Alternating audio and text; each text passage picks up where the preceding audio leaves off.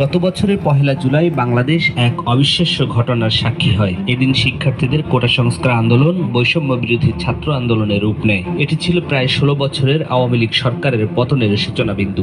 আগামী শুক্রবার অনলাইন ও অফলাইনে আমাদের জনসংযোগ হবে ৪ দফার ভিত্তিতে এবং সারা দেশে সমন্বয় করা হবে।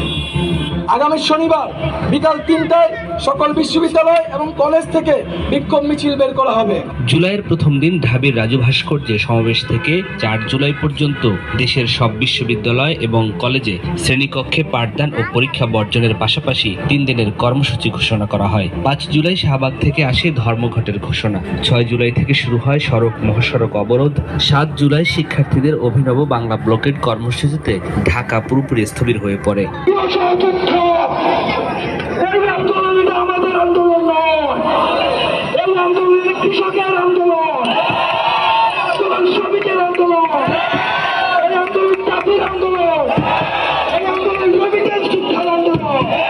১১ জুলাই বৃষ্টি ও পুলিশের বাধা উপেক্ষা করে শিক্ষার্থীরা শাহবাগ অবরোধ করে রাখে। এমন সময় প্রথমবারের মতো সহিংসতার খবর আসে কুমিল্লা বিশ্ববিদ্যালয়ে। শিক্ষার্থীদের উপর হামলা করে পুলিশ। পুলিশের সাথে অংশ নেয় আওয়ামী লীগ, যুবলীগ ও ছাত্রলীগের নেতাকর্মীরা। এতে ধীরে ধীরে ক্ষোভে ফুঁসে উঠতে থাকেন সারা দেশের ছাত্রছাত্রীরা। ১৪ জুলাই দাবি মানতে রাষ্ট্রপতিকে স্মারকলিপি দিয়ে ২৪ ঘন্টার সময় বেঁধে দেন শিক্ষার্থীরা। আমাদের দাবি হচ্ছে বৈষম্যমূলক যে কোটাগুলি রয়েছে সেগুলিকে বাতিল করে বিদ্যমান কোটা সিস্টেমকে সেটা যৌক্তিক সংস্কার করা।